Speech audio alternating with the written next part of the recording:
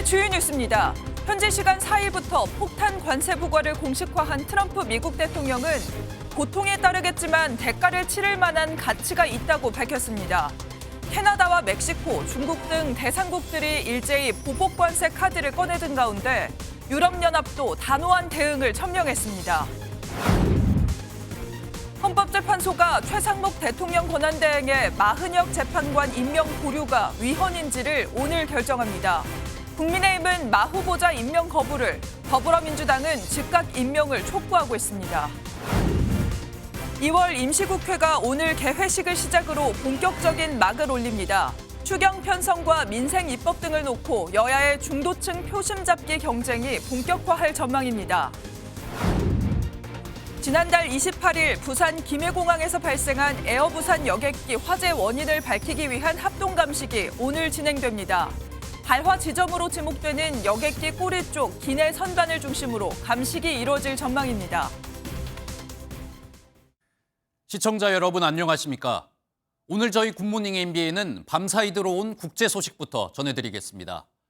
트럼프 미국 대통령이 캐나다와 멕시코, 중국의 관세 부과를 강행하면서 관세 전쟁에 포문을 열었습니다. 그동안 침묵하던 중국도 이번 조치엔 단호히 반대한다는 입장을 즉각적으로 밝혔고 캐나다와 멕시코는 보복 관세 부과를 예고했습니다. 오늘 첫 소식은 박규원 기자가 보도하겠습니다. 취임 전부터 관세 무기화를 공언해온 도널드 트럼프 미국 대통령이 실제로 관세 전쟁에 불을 붙였습니다.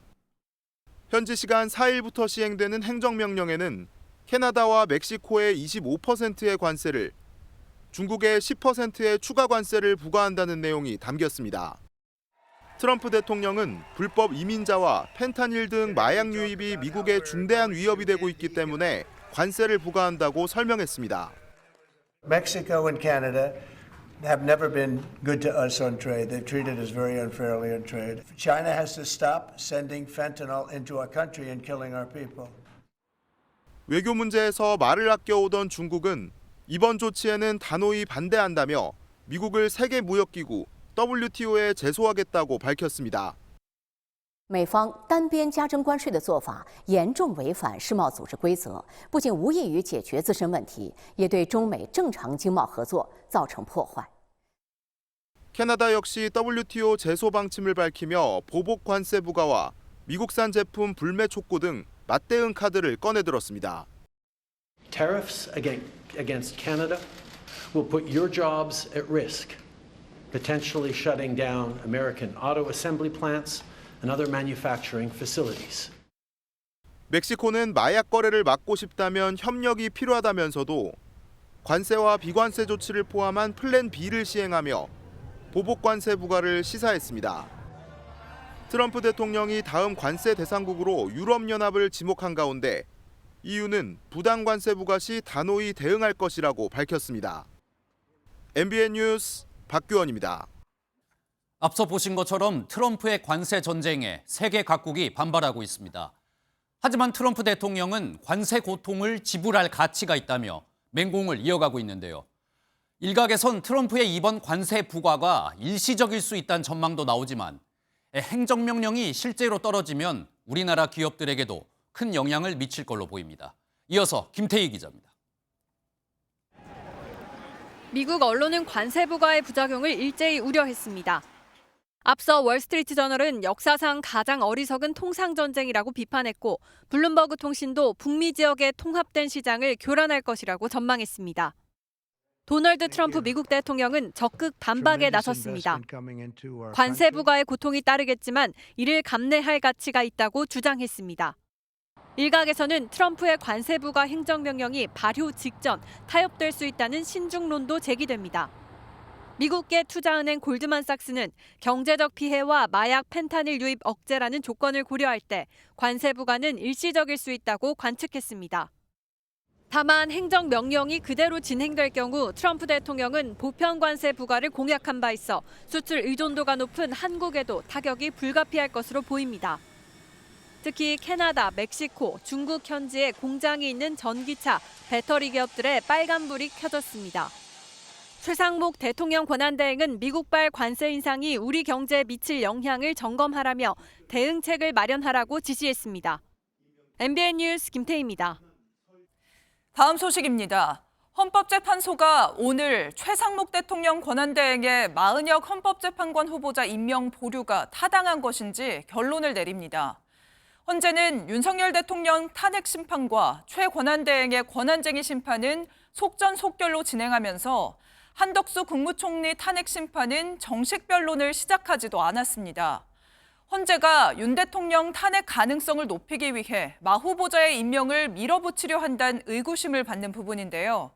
게다가 마 재판관이 가세하면 헌재 재판관 9명 중 우리법 인권법 연구회 출신이 4명으로 불어나 정치 편향 논란은 더 커질 수도 있습니다. 김순철 기자가 보도합니다.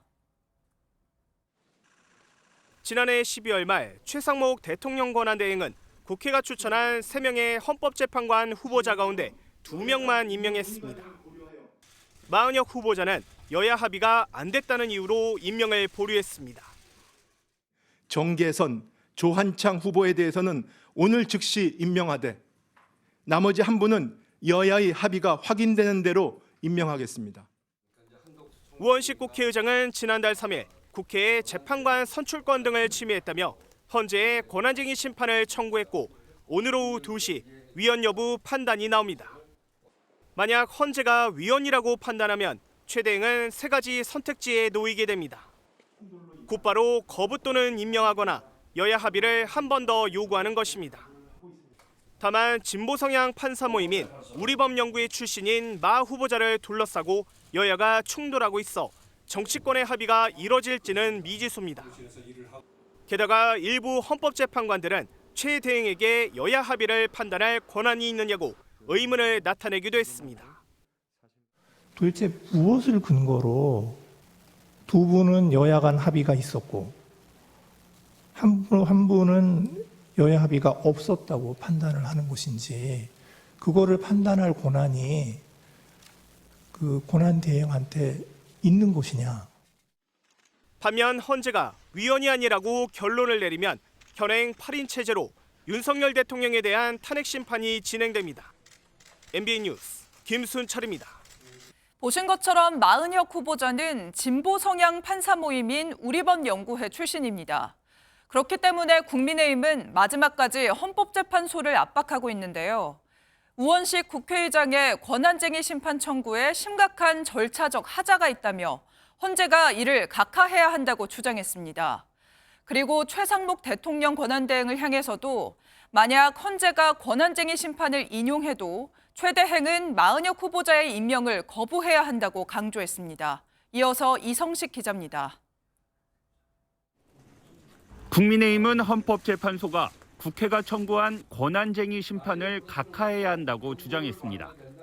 청구인은 국회로 돼 있는데 우원식 국회의장이 국회 의결 없이 독단적으로 청구한 건 심각한 절차적 하자란 겁니다. 만약에 헌재가 절차적 흠결이 많은 이 사건을 인용한다면 이는 헌재의 공정성을 스스로 부정하는 흑역사로 기록될 것입니다. 권성동 원내대표는 한 발 더 나가 만약 헌재가 권한쟁의 심판을 인용하더라도 최상목 대통령 권한대행은 마은혁 후보자 임명을 거부해야 한다고 강조했습니다.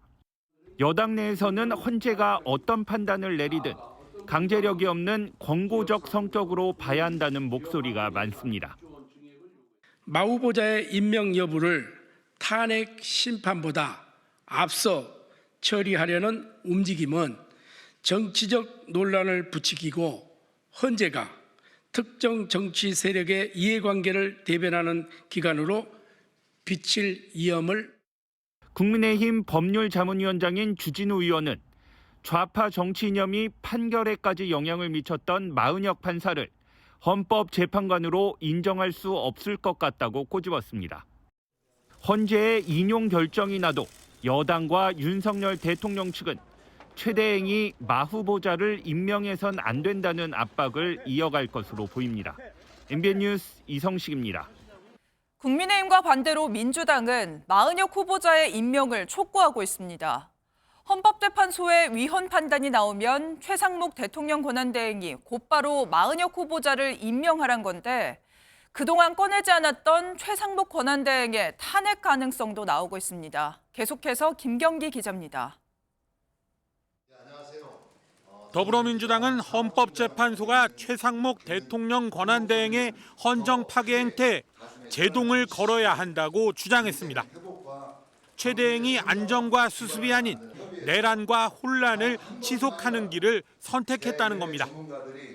헌재에는 최 대행이 마은혁 후보자의 임명을 보류한 것에 대해 위헌 결정을 내려줄 것을 재차 촉구했습니다. 선택적 헌법재판관 임명에 대한 단호한 판결로 헌법과 법률에 명시된 그 절차가 지켜질 수 있도록 해야 됩니다. 위헌 결정에도 최 대행이 임명을 안 할 수 있다는 관측이 나오지만 민주당은 헌재 결정도 다른 재판처럼 기판력이 있다며 거부할 명분이 없다고 선을 그었습니다. 강경파 의원들 사이에선 최 대행이 임명을 거부하면 헌법 위반이기 때문에 탄핵 소추를 검토해야 한다는 목소리가 나옵니다. 다만 여전히 신중론이 지배적입니다. 민생 경제를 살리는 게 중요하고 또 그런 현실 속에서 단기적으로 그런 거에 대해서 탄핵을 거론하거나 그런 단계는 아니다 이렇게. 최 대행 측은 위헌 결정이 나오면 법무부, 법제처 등과 마 후보자 임명 문제를 논의하겠다는 입장입니다. 재판관 임명이 늦어지면 최 대행에 대한 탄핵을 검토할 것을 요구하는 당내 목소리는 늘어날 것으로 예상됩니다. MBN 뉴스 김경입니다. 헌법재판소는 오늘 또 하나의 입장을 밝힙니다. 바로 윤석열 대통령 측이 헌법재판관 3명이 정치적으로 편향돼 있다며 제출한 이 재판관 3명에 대한 회피 의견에 대한 건데요. 대통령 측은 과거에도 대법관 회피 사례가 있었다 주장하고 있는데 이 3명의 재판관이 대통령 측의 요구를 받아들일 가능성은 낮아 보입니다. 이 내용은 최윤영 기자입니다. 윤 대통령 측이 공정성을 문제 삼아 회피 촉구 의견서를 낸 헌법재판관은 모두 3명입니다. 문영배 헌재소장 권한대행은 이재명 민주당 대표와 SNS에서 교류하는 등 정치적으로 편향돼 있고 이미선 정계선 재판관은 가족의 정치 성향이 문제라는 겁니다. 과연 공정성을 담보할 수 있겠느냐, 깨끗하게 승복할 수 있겠느냐라는 차원에서 봤을 때는 이분들께서 스스로 회피를 해야 저는 마땅하다. 회피 권고는 재판관 스스로 재판을 회피하는 것으로 강제할 방법은 없습니다. 극히 드물지만 과거 대법원 재판에서 대법관이 회피한 전례는 있습니다. 지난 2020년 이재명 당시 경기도지사 사건 선고에서는 민변 회장 출신인 김선수 대법관이 과거 이 지사 사건 법률 대리인단에 참여했다며 스스로 회피한 적이 있습니다. 또 2009년 삼성 에버랜드 CB 저가 발행 사건에서 이용훈 당시 대법원장은 변호사 시절 삼성을 변호했다는 이유로 안대희 당시 대법관은 중수부장 시절 삼성 기소에 관여했다는 이유로 심리를 회피했습니다. 하지만 이번 헌재 재판관 3명이 재판을 회피할 가능성은 낮아 보입니다. 판단은 헌법과 법률을 객관적으로 적용함으로써 이루어지는 것이지 재판관 개인의 성향에 따라 좌우되는 것이 아닙니다. 과거 대법관들이 재판을 회피한 사유와 윤 대통령 측이 지금 문제 삼는 이유는 확연히 다르다는 겁니다. 헌재는 특히 이런 공세를 사법권 침해로 보고 단호한 입장을 밝힐 것으로 예상됩니다. MBN 뉴스 최윤영입니다. 이번 주 윤석열 대통령 탄핵 심판은 중요한 분수령을 맡게 됩니다. 홍장원 전 국정원 1차장과 이진우 전 수도방위 사령관 등 이 비상계엄의 핵심 관계자들이 대거 중인으로 출석하기 때문입니다. 윤석열 대통령과 직접 대면할 가능성이 높은데 이 대통령과 정반대의 진술을 하고 있어 어떤 모습이 펼쳐질지 큰 관심이 쏠리고 있습니다. 손성민 기자가 정리했습니다. 윤석열 대통령 측은 탄핵 심판 4차 변론기일에서 새로운 주장을 꺼내들었습니다. 12.3 비상계엄 당시 국회에서 의원이 아니라 요원을 빼내라고 했던 겁니다. 의원이 아니라 요원을 요원을 빼내라고 한 것을 김병주 국회의원이 의원들 빼내라는 것을 통과시킨 것이죠. 윤 대통령 측은 국민들이 계엄을 계몽령이라고 이해하고 있다며 반국가 세력이 내란죄로 몰고 있다고 말하기도 했습니다. 계엄의 정당성을 주장하며 국회의원 체포와 구금 지시 의혹을 부인한 셈인데 이번 주 탄핵 심판 심리가 중대 분수령을 맞을 전망입니다.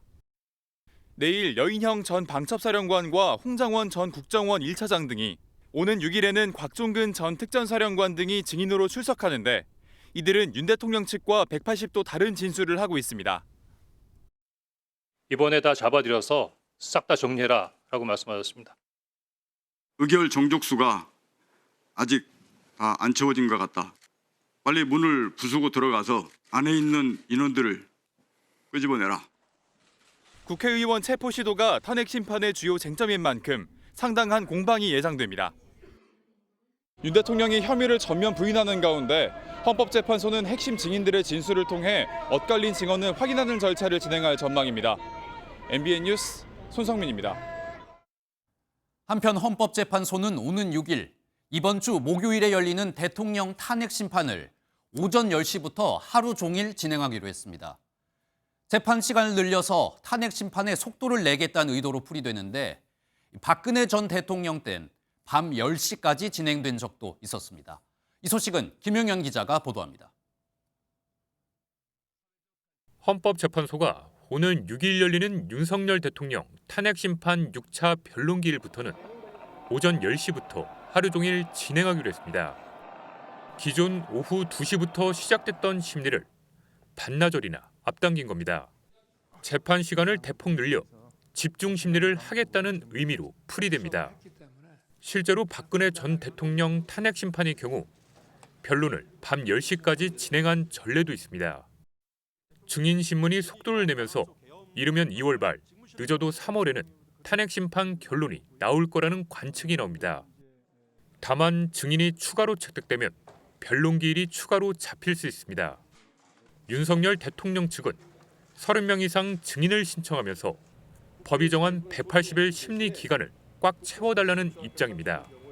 하지만 헌재는 오는 4월 문영배 이미선 재판관의 퇴임이 예정돼 있는 만큼 이를 고려해 3월 말까지 선고를 내릴 가능성도 거론됩니다. 박근혜 전 대통령의 경우 헌재는 17번의 변론을 열고 91일 만에 결론을 내렸습니다. MBN 뉴스 김영현입니다. 오늘 하루 중요한 일정을 소개해드리는 굿모닝 오늘입니다. 어떤 일정이 있는지 함께 살펴보겠습니다. 부당합병 혐의 등으로 재판에 넘겨져 1심에서 무죄를 선고받은 이재용 삼성전자 회장에 대한 항소심 판결이 오늘 오후 2시에 선고됩니다. 검찰은 1심과 동일한 징역 5년과 벌금 5억 원을 구형했습니다. 지난달 28일 부산 김해공항에서 화재가 발생한 에어부산 여객기에 대한 합동감식이 오늘 진행됩니다. 이번 합동감식은 탑승객과 승무원이 발화 지점으로 지목한 여객기 꼬리 쪽 기내 선반을 중심으로 이루어질 전망입니다. 연 최대 9.54%의 이자 효과를 누릴 수 있는 청년도약계좌 2월 가입 신청이 오늘부터 14일까지 진행됩니다. 가입 대상은 만 19세에서 34세 청년으로 월 70만 원씩 5년 동안 적립하면 만기에 약 5천만 원을 받을 수 있습니다. 지금까지 굿모닝 오늘이었습니다. 정치권 소식으로 이어가겠습니다. 대통령실 참모들에 이어서 국민의힘 권영세 비대위원장과 권성동 원내대표 등 여당 지도부가 오늘 윤석열 대통령을 접견합니다. 당 차원의 접견이 아니라 어려운 상황에 처한 친구를 위로하러 가는 개인적인 연회라며 선을 긋는 모습인데 당 지도부가 왜 이런 선긋기에 나선 건지 전정현 기자가 자세히 알아봤습니다. 지난달 31일 정진석 비서실장을 비롯해 대통령실 참모들이 서울구치소에 수감된 윤 대통령을 접견했습니다. 변호인을 제외한 첫 일반 접견이었습니다. 권영세 비상대책위원장과 권성동 원내대표 등 국민의힘 지도부도 오늘 오전 11시 윤 대통령을 접견할 예정입니다. 다만 국민의힘은 지도부가 아닌 개인적인 차원의 면회라고 강조했습니다. 정치 현안이라든가 또 이런 수사 재판 이와 관련돼서 논의하러 가는 것이 아니기 때문에 개인적인 차원에서 가는 것이다 이렇게 표현합니다. 정치 이전의 인간 대 인간의 관계가 중요하다며 어려운 상황에 처한 친구를 위로하고 격려하는 것은 인간으로서 당연한 도리라는 겁니다. 오늘 면회에는 나경원 의원도 동행하고 윤상현 의원을 비롯한 다른 의원들도 별도로 면회 일정을 조율 중인 것으로 알려졌습니다. 국민의힘이 지도부 차원의 면회가 아니라는 점을 강조한 것은 탄핵 찬성이 압도적인 중도 표심을 의식한 것으로 풀이됩니다. 헌재 결정에 따라 탄핵 국면이 바뀔 경우 보수층뿐 아니라 중도층까지 아울러야 한다는 점을 고려한 겁니다. 이에 대해 민주당은 윤 대통령 면회 방침을 철회하거나 지도부에서 내려오라며 고집을 꺾지 않는다면 내란 수계와의 내통이라는 평가가 불가피하다고 비판했습니다. MBN 뉴스 전정인입니다. 한편 민주당 이재명 대표는 오늘 반도체법과 관련된 토론회에 직접 참석합니다. 주 52시간 상한제의 예외 조항도 다시 들여다보겠다고 밝혔는데요. 민주당이 당론으로 반대했던 내용들을 뒤엎으면서 연일 우클릭 행보를 보이고 있는데 중도층을 노린 실용적 지도자 이미지를 부각시키려는 의도로 보입니다. 보도에 이교욱 기자입니다. 신년 기자회견에서 실용 노선을 강조한 민주당 이재명 대표는 재계와 여당이 주장해온 반도체법에 대한 논의 가능성도 열어뒀습니다. 연구개발 직군에 주 52시간제 적용 예외 조항이 담겨 있어 당론으로 반대해왔지만 전향적인 입장을 밝힌 겁니다. 저의 기본적인 입장은 실용적으로 판단하자. 토론을 해보면 일정한 합의점에 근접할 수 있을 것이다라고 생각합니다. 당 지도부도 근로시간 상한제 적용 예외 문제와 관련해 수정 보완할 용의가 있다며 토론회를 통해 숙고 뒤 처리하자는 입장을 밝혔습니다. 이 대표가 결단을 내린다면 금투세 폐지 결정과 가상자산 과세 유예론 동의에 이은 세 번째 우클릭 행보입니다. 최근 각종 여론조사에서 중도층의 탄핵 찬성 여론이 높은데도 이 대표 지지율은 그에 미치지 못하는 상황이 배경으로 작용했다는 분석입니다. 실용적인 지도자 이미지를 부각시켜 중도와 보수를 아우르려 한다는 겁니다.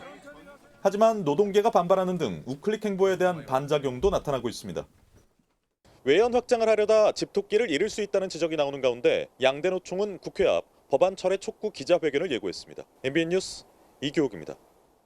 탄핵 정국으로 조기 대선 가능성이 나오는 상황에서 개혁신당 이준석 의원이 대선이 있다면 역할을 하겠다며 사실상 대선 출마를 선언했습니다. 이준석 의원은 다음 달이면 대선에 출마할 수 있는 만 40세가 되는데 세대 교체론을 이야기하며 출마한다면 완주하겠다는 의지도 밝혔습니다. 신용수 기자입니다. 서울 홍대 앞에서 기자회견을 연 이준석 개혁신당 의원의 시선은 대선을 향했습니다. 퍼스트 펭귄, 즉 선구자가 되겠다며 정치개혁을 위한 과감한 세대 교체가 필요하다고 밝혔습니다. 고기를 올릴 수 없을 정도로 다 타버린 고기 불판을 새로운 불판으로 갈아야 하는 시대적 사명이 무겁게 느껴집니다. 40대 국가 지도자가 된 역대 미국 대통령을 언급하며 40대 기수론을 내세우기도 했습니다. 존 F 케네디는 43살에 미국의 지도자가 되어서 사람을 달에 보냈습니다. 저들이 한 것을 우리가 못할 이유가 뭡니까? 거대 양당을 향해서는 보수와 진보 모두 본래 가치를 잃은 채 자기 모순에 빠졌다며 낡은 정치 시대를 끝내야 한다고 강조하고 대선 출마 시 완주 의지도 드러냈습니다. 1985년 3월생인 이 의원은 다음 달 대선 출마가 가능한 만 40세가 됩니다. MBN 뉴스 신용수입니다.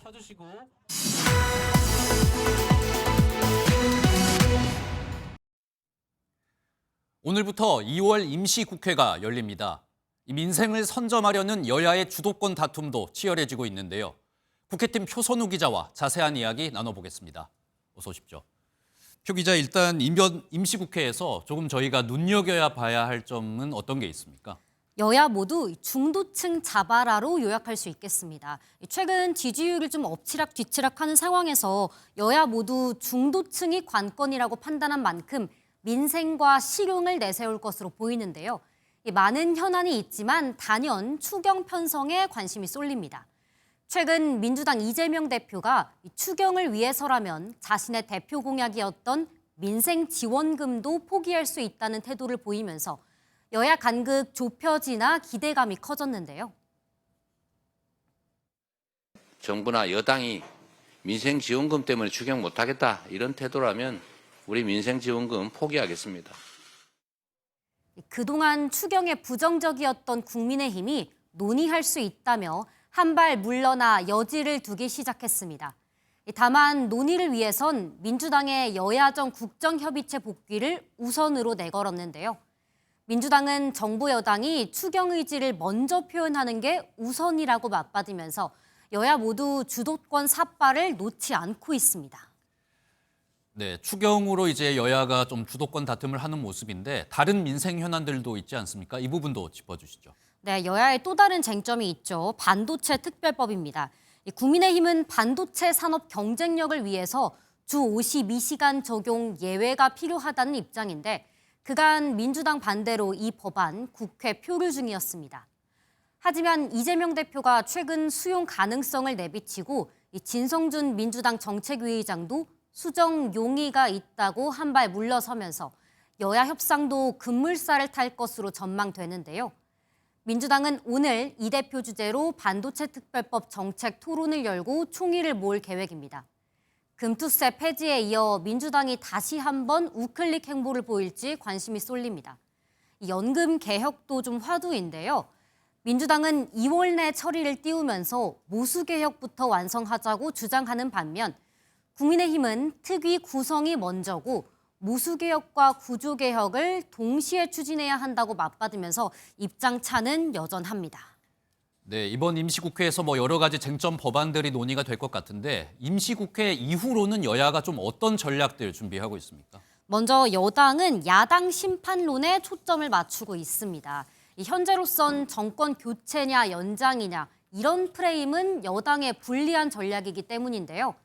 민주당의 입법 폭주와 줄탄핵, 예산 폭주 등을 강조하면서 심판론을 띄울 것으로 보입니다. 다음 주 시작되는 교섭단체 대표연설과 대정부 질문에서도 이런 포인트를 강조할 것으로 알려졌는데요. 다만 강성 지지층과의 거리두기, 또 윤 대통령과의 관계 설정은 좀 여전한 과제입니다. 네, 국민의힘은 말씀하신 것처럼 야당 심판론 이야기를 했는데 민주당은 좀 어떤 전략 준비하고 있습니까? 민주당은 이재명표 정책을 전향적으로 양보한다 이런 태도를 좀 보일 것 같습니다. 이 추경을 위해서 민생지원금을 포기할 수 있다고 밝힌 것처럼요. 자신의 트레이드마크였던 기본사회와도 거리를 두면서 실용주의를 내세우는 이 대표 모습이 대표적인데요. 하지만 당내외에서 요구하고 있는 또 문 전 대통령도 주문한 비명계 포용은 이 대표를 중심으로 한 민주당의 여전한 숙제입니다. 이 대표 큰 승리를 위해 다양한 의견이 필요하다며 당내 비판 수용하겠다고 반응한 것으로 전해지죠. 이 중도층과 비명계를 함께 포용해서 민주 대 반민주 구도를 만들겠다는 전략입니다. 네, 오늘 말씀 여기까지 듣겠습니다. 지금까지 국회팀 표선우 기자였습니다.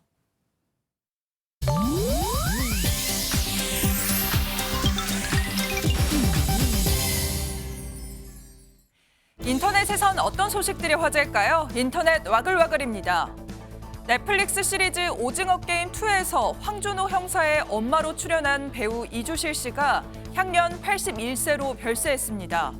앞서 고인은 유방암 판정을 받고 13년간 투병했지만 꾸준한 관리로 완치 판정을 받은 뒤 최근까지도 활발하게 활동해 왔는데요. 하지만 지난해 11월 급작스럽게 위암 진단을 받고 투병해 오다 어제 오전 별세했다고 소속사는 전했습니다. 고인은 1965년 연극 배우로 데뷔한 뒤 연극 세일즈맨의 죽음, 맥베스 등에 출연하며 1970년에서 1980년대 전성기를 누렸습니다. 영화 명량, 부산행 등 최근까지 TV와 영화 연극 무대에서 활발히 활동해 왔는데요. 고인의 사망 소식을 들은 누리꾼들은 모든 연기가 항상 따뜻하셨던 분, 하늘에서는 평온하시길 등의 댓글을 남기며 애도했습니다. 삐끼삐끼 춤으로 유명해진 후 대만에 진출한 이주은 치어리더가 역대급 계약금을 받는다는 주장이 제기돼 논란입니다. 대만 매체들에 따르면 푸본 엔젤스가 이주윤 씨를 영입하면서 지급한 계약금은 1,000만 대만 달러, 한화 약 4억 4천만 원에 달한다고 하는데요. 이 주장이 사실이라면 역대 대만 치어리더 업계 최대 계약금 기록을 경신하는 것이고 또 대만 프로야구 선수들의 평균 연봉보다도 많은 금액입니다. 소식을 접한 현지 누리꾼들은 엇갈린 반응을 보였는데요. 치어리더가 프로야구 선수보다 많은 계약금을 받는 건 과하다는 지적도 있었고 반면 이주윤의 높은 인기를 감안하면 타당하거나 오히려 싸다는 반론도 나오고 있다네요. 중국의 한 아쿠아리움에서 인어 공연을 하던 배우가 철갑상어의 공격을 받는 아찔한 사고가 발생했습니다. 유명 관광지 윈단성 지역의 아쿠아리움에서 인어 공연이 한창인데요. 커다란 철갑상어 한 마리가 천천히 다가오더니 한순간에 입을 벌려 배우의 머리를 덥석 뭅니다. 다행히 철갑상어는 이빨이 없는 어종이라 배우는 빠르게 몸을 빼고 위로 이동했는데요. 하지만 예상하지 못한 상황에 큰 충격을 받고 심리 상담을 받는 것으로 전해졌습니다. 누리꾼들은 순간 얼마나 공포스러웠을까, 제대로 보상받아야 한다 등의 반응을 보이면서 걱정을 쏟아냈다고 하네요. 인터넷 와글와글이었습니다. 오늘은 봄이 시작된다는 입춘입니다. 하지만 포근한 날씨 대신 꽁꽁 얼어붙는 맹추위가 찾아왔는데요. 전국적으로 기온이 크게 떨어지면서 이번 주 내내 추위가 이어질 것으로 보입니다. 시청자 여러분, 오늘 출근길엔 추위에 단단히 대비하셔야겠습니다. 날씨 소식 장동건 기자가 전하겠습니다. 오늘부터 전국 기온이 뚝 떨어집니다. 한반도 북쪽 상공에 찬 공기를 동반한 상층 저기압이 머물면서 찬 공기가 우리나라로 계속 유입될 전망입니다. 서울의 오늘 아침 최저 기온은 영하 7도, 춘천은 영하 8도, 대전은 영하 4도 등 전국 대부분 지역이 영하권으로 예보됐습니다. 내일과 모레는 영하 18도까지 곤두박질 치는 등 올 겨울 들어 가장 추운 날씨가 이번 주 내내 이어질 것으로 보입니다. 특히 기온은 매우 낮고 바람도 강하게 불어 체감 온도는 더욱 낮은 만큼 건강관리에 유의해야 합니다. 3일 낮부터 6일경까지 북쪽 찬 공기가 남하하고 바람도 강하게 불면서 체감 온도는 더욱 낮아 매우 춥겠고 주말까지도 평년보다 낮은 기온이 이어지겠습니다. 전국 곳곳에는 눈 소식도 있습니다. 오늘부터 모레까지 제주도 산지에는 최대 30cm, 전북과 전남 서부에는 최대 20cm, 충남 서해안에는 최대 10cm가량 많은 눈이 예보됐습니다. 기상청은 많은 눈과 추위로 인한 안전사고에 대비할 것을 당부했습니다. MBN 뉴스 장동건입니다.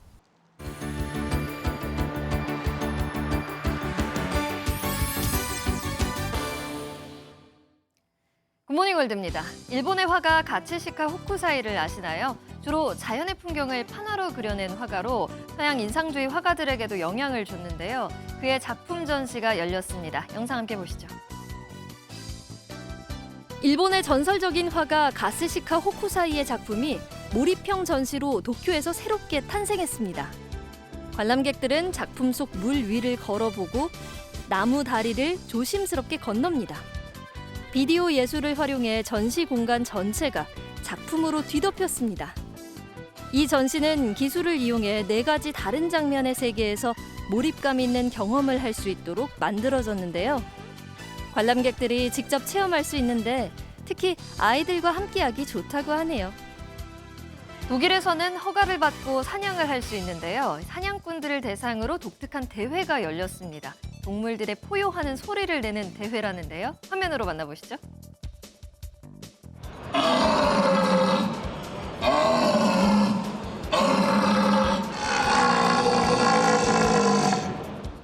사람들이 원통형 파이프를 입에 대고 독특한 소리를 내고 있습니다.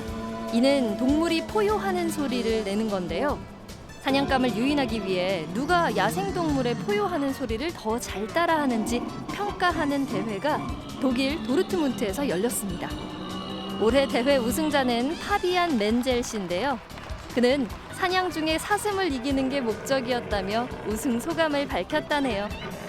아모르포팔루스 기가라는 꽃을 아시나요? 독특한 냄새를 풍기는 꽃으로 유명한 식물인데요. 이 꽃을 피워내기까지 오랜 시간이 걸린다고 합니다. 미국 브루클린 식물원으로 함께 가보시죠. 사람들이 꽃 앞에서 손부채질을 하며 냄새를 맡고 있습니다. 미국 브루클린 식물원의 악취가 나는 꽃, 시체꽃으로 알려진 아모르포팔루스 기가 식물을 보고 있는 겁니다. 인도네시아 수마트라 섬이 원산지인 이 꽃은 10년에 한 번, 약 24시간만 악취를 풍기는 것으로 유명한데요. 이 꽃은 7년 전 브루클린 식물원에 와서 처음으로 꽃을 피운 것이기에 사람들의 관심을 받았다고 합니다. 지금까지 굿모닝 월드였습니다.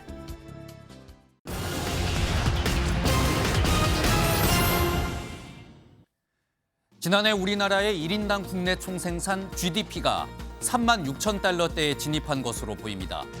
정부에 따르면 2024년 1인당 GDP는 전년보다 454달러, 1.28% 늘어난 3만 6,024달러로 추산했습니다. 정부는 교육 조건 개선과 물가 상승 등으로 우리나라의 경제 규모가 커졌는데 동시에 인구 증가세는 둔화되면서 1인당 GDP가 올라간 걸로 분석했습니다. 우리나라의 1인당 GDP는 일본과 대만을 추월했습니다. 지난해 말 부동산 시장의 열기가 사그라들면서 주택연금의 신규 가입이 늘고 중도 해지는 줄어든 것으로 나타났습니다. 작년 12월 주택연금 신규 가입은 11월보다 18% 증가한 1,500건으로 지난해 3월 이후 가장 높은 수치를 기록했습니다. 주택연금은 만 55세 이상의 주택 소유자가 집을 담보로 그 집에 계속 살면서 연금을 받으며 사는 노후 생활자금 지급제도입니다. 기업들의 지난해 4분기 실적 발표가 시작됐습니다. 그런데 지금까지 실적을 공개한 상장사 10곳 중 7곳의 영업이익이 시장 전망치에 미치지 못한 것으로 나타났습니다. 국내 상장사 227곳 중 50곳이 지난해 4분기 실적을 발표했는데 영업이익이 시장 전망치보다 낮은 기업이 36곳으로 집계됐습니다. 특히 그중에서 시장 전망치보다 영업이익이 10% 이상 떨어지는 이른바 어닝 쇼크를 낸 기업은 30곳에 달했습니다. 지금까지 굿모닝 경제였습니다. 겨울이 유독 추운 사람들이 있습니다. 하루 종일 밖에서 일하는 이동 노동자들인데요. 신속하게 물건을 전달해야 하는 배달이나 퀵서비스 기사들은 칼바람을 가르며 달려야 해서 더 춥습니다. 잠시 몸을 녹일 곳이 마땅치 않은 이런 사람들을 위해서 움직이는 쉼터가 찾아왔습니다. 박은채 기자가 취재했습니다. 회식이 끝난 직장인들이 비틀비틀 걷습니다. 극강 한파 속의 대리기사들은 손님이 올 때까지 기다립니다. 8시 한 조금 넘어서 9시? 여기가 금융위가 하다 보니까 법인콜이 많이 나와요. 그래서 오는 거예요. 칼바람을 피할 수 있는 따뜻한 장소가 절실한 이들을 이동식 쉼터가 찾아왔습니다. 대리기사들은 손님을 기다리면서 따뜻한 간식을 챙기고 휴식을 취할 수 있습니다. 살을 에일 듯한 바람을 가르며 일해야 하는 배달기사들은 따뜻한 커피를 많이 찾습니다. 9시부터 해서 10몇만 원어치 지금 벌써 다 소진되고 2차로 또 공수해 왔습니다. 오는 사람마다 커피는 거르지 않고. 장갑과 핫팩 등 방한용품도 있습니다. 이제 이거 아는 사람 있으면 악수도 한번 오고 커피도 오고 잡담하다가 가는 거지. 찾아가는 쉼터는 혹서기에도 운영될 예정으로 운영 첫 해 2,500여 명을 시작으로 이동 노동자들의 이용이 점점 늘고 있습니다. MBN 뉴스 박은채입니다. 경기도가 노동자를 위해 운영 중인 세탁소가 3곳 있다는 사실 알고 계신가요? 지난해 7월 서비스를 시작해 6개월 만에 10만 벌이 넘는 작업복을 세탁할 만큼 노동자들의 큰 호응을 얻고 있습니다. 추성남 기자가 취재했습니다. 지난해 7월 경기 북부에 최초로 문을 연 블루밍 세탁소입니다. 노동자들의 작업복을 전문적으로 세탁해주는 곳입니다. 특수약품으로 오염된 부분을 제거하고 건조 과정을 거치면 새 작업복처럼 말끔해집니다. 비용은 춘추복과 하복은 장당 500원, 동복은 1,000원입니다. 영세 중소사업장 종사자면 누구나 이용할 수 있고 수거는 물론 배달까지 해줍니다. 가격이 우선 저렴하고 깔끔하게 기름때라든지 지저분한 걸 세탁해주기 때문에. 블루밍 세탁소는 파주를 비롯해 안산과 시흥 등 3곳 있습니다. 저렴하고 이용도 편리해 노동자들의 큰 호응을 얻고 있습니다. 지난해 12월 말 기준으로 10만 9,570벌을 세탁해서 노동자의 건강과 위생을 책임지고 있습니다. 세탁 서비스뿐 아니라 노동자 삶의 질 개선과 경기도는 현장의 목소리를 반영해 올해 화성에 4, 5점을 설치하는 등 운영을 확대해 나갈 계획입니다. MBN 뉴스 추성남입니다. 9년 전 정부가 금붕어나 열대어 같은 관상어 산업을 육성한다면서 5개년 계획을 야심차게 내놨습니다. 그러면서 3년 전 경기도 시흥에 150억 원을 투입해 지상 4층 규모로 우리나라 유일의 관상어 생산 유통단지를 지었는데요. 잘 운영이 되고 있을까요? 노승환 기자가 다녀왔습니다. 각종 배관이 그대로 드러나 있습니다. 건물 2층부터 4층까지 3년째 이렇게 텅 비어 있습니다. 이곳은 우리나라 유일의 관상어 생산 유통단지입니다. 원래 이곳엔 첨단 관상어 양식장과 체험시설, 대형 아쿠아리움, 연구시설 등이 들어설 예정이었지만 사업 자금이 끊기면서 공사가 멈춰버렸습니다. 해양수산부 공모로 선정된 민간 사업자와 정부 지자체가 75억 원씩 150억 원을 투입했는데 2022년 건물만 완성한 뒤 추가 지원은 없었습니다. 해수부 장관이 그해 직접 현장을 찾아 추가 지원을 약속했고 제2차 관상어 산업 육성 종합계획에선 이 단지를 특정해 구체적인 지원 계획까지 만들었지만 2년 넘게 소식이 없습니다. 정부가 의도하든 의도하지 않았든 간에 지난 2년 동안 오랜 동안의 기간에 대한 손해 이런 부분들은 그럼 누가 져야 되는 거죠? 공모에 참여한 투자자와 관상어 업체들은 대출 이자와 관리비를 내느라 상당수가 파산 직전입니다. 제일 어려운 게 금리.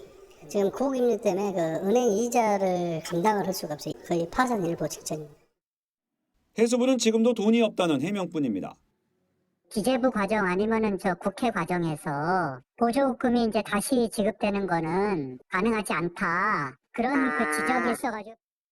사업이 이대로 흐지부지 되면 민간 투자금은 물론 정부와 시흥시가 투입한 75억 원도 사라질 처지입니다. MBN 뉴스 노승환입니다. 북한이 새로 출범한 도널드 트럼프 2기 행정부를 비난하는 담화를 처음으로 발표했습니다.